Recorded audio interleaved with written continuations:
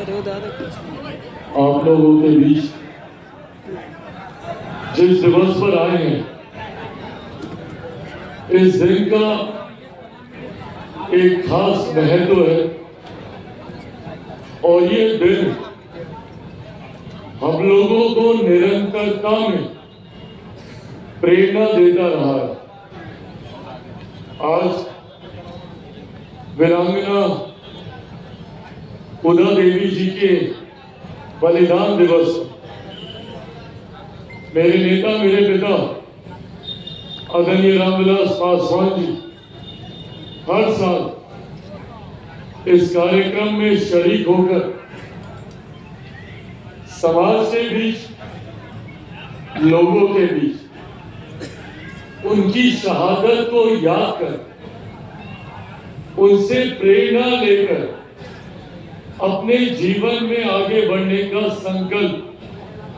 दिलाने का काम करते हैं।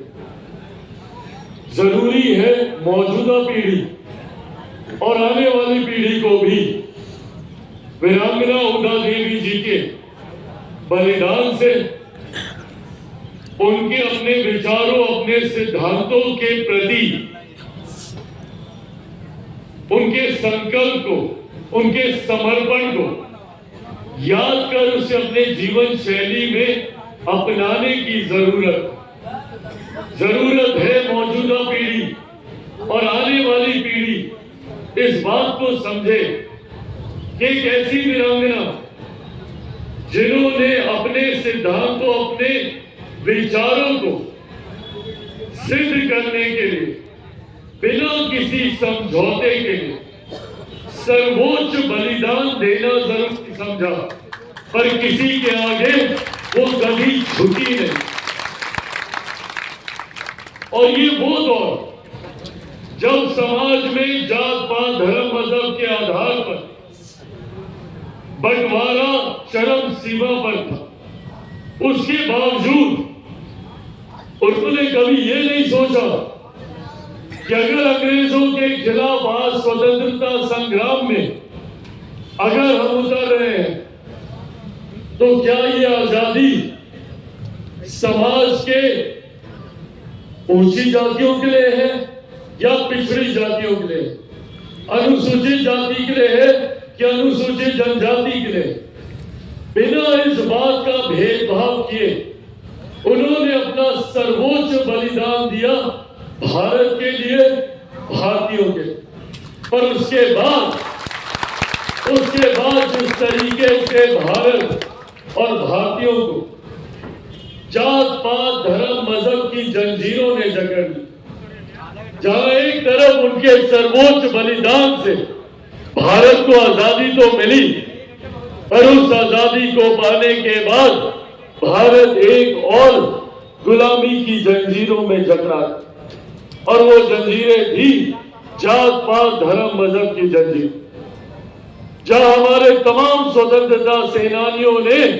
बिना ये सोचे हुए कि वो अपने समाज के स्वतंत्रता की लड़ाई लड़ रहे हैं या किसी राज्य की स्वतंत्रता की लड़ाई लड़ रहे हैं या किसी धर्म की स्वतंत्रता की लड़ाई लड़ रहे हैं, बिना ये सोचे हुए उन्होंने पूरे देश को आजादी दिलाने का काम किया। पर देश को आजादी मिलने के बाद कुछ ऐसे राजनीतिक दल हैं जिन्होंने अपनी राजनीतिक रोटियां सेकने के लिए, कुछ ऐसे राजनीतिक नेताओं ने अपनी राजनीतिक रोटियां सेकने के उद्देश्य से उन लोगों ने हमारे देश को पुनः बांटने की साजिश रचने का काम किया। कभी दलित के नाम पर, कभी महादलित के नाम पर, कभी पिछड़ा के नाम पर, कभी अति पिछड़ा के नाम पर, कभी अगड़ा, कभी पिछड़ा, कभी हिंदू, कभी मुस्लिम, सिर्फ बांटने की राजनीति, उसके बाद साधने का काम किया गया। मुझे खुशी है और मुझे गर्व होता है कि ऐसे में मेरे नेता ने, जिसे अपना नेता माना, भारत रत्न डॉक्टर बाबा साहेब भीमराव अम्बेडकर, उन्होंने पुनः मजबूती से उस वर्ग की आवाज बनने का काम किया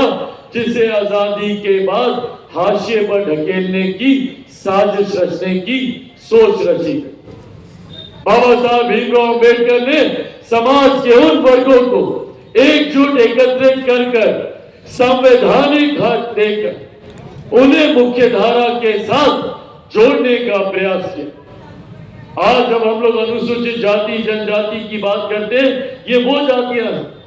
जिन्हें समय समय पर हाशिए पर ढकेल कर मुख्य धारा से दूर रखने का कार्य किया। आज भी अगर अनुसूचित जाति संविधान के आधार पर ये वो जातियां हैं जो समय समय पर छुआछूत का शिकार है,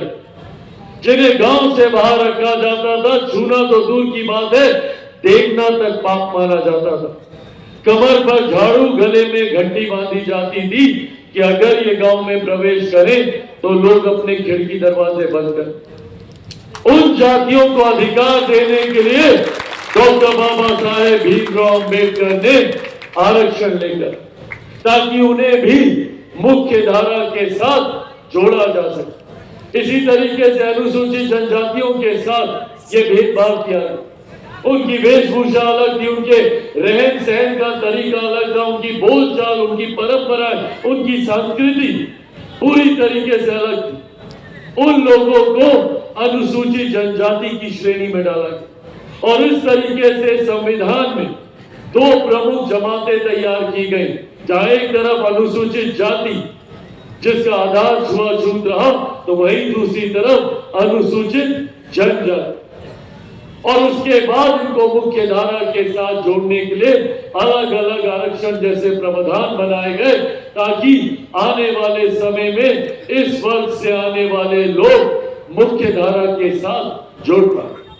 पर आज भी साथ समय समय पर रहकर लोगों के बीच, समाज के बीच बंटवारे की राजनीति की जाती है। आज भी कई ऐसे कानून लाए जाते हैं, कई ऐसे फैसले लिए जाते हैं कि आपस में ही बंटवारा हो, क्योंकि जब तक हम लोग एक रहेंगे कोई हमें तोड़ नहीं पाए। पर जिस दिन हम लोग और ज्यादा बढ़ गए तो ये लोग हमें और बांटकर अपनी राजनीतिक रोटियां सेकने का काम करें। इसीलिए साथियों, आज जब यहां आप लोगों के बीच मौजूद हूं, सिर्फ यह आग्रह करने आया हूं आप लोगों से, जरूरी है कि समाज एक साथ रहे। यहां पर जाति की नहीं, जमात की बात करना जरूरी है सब एक होकर अपने हक, अपने अधिकारों के लिए लड़ने का काम करें। आज भी जब हम लोग एक हैं, तब भी हमें अपने हक, अपने अधिकार पाने के लिए इतना संघर्ष करना पड़ता है। तो सोचिए, कल अगर और ज्यादा हम लोग को जातियों में बांट दिया गया तो जो हक अधिकार है हमारे, उन्हें हम लोग कभी हासिल नहीं कर पाएंगे और व्यर्थ जाएगा फिर इन लोगों का बलिदान, वीरांगना उदा देवी जी का बलिदान, ये व्यर्थ जाएगा।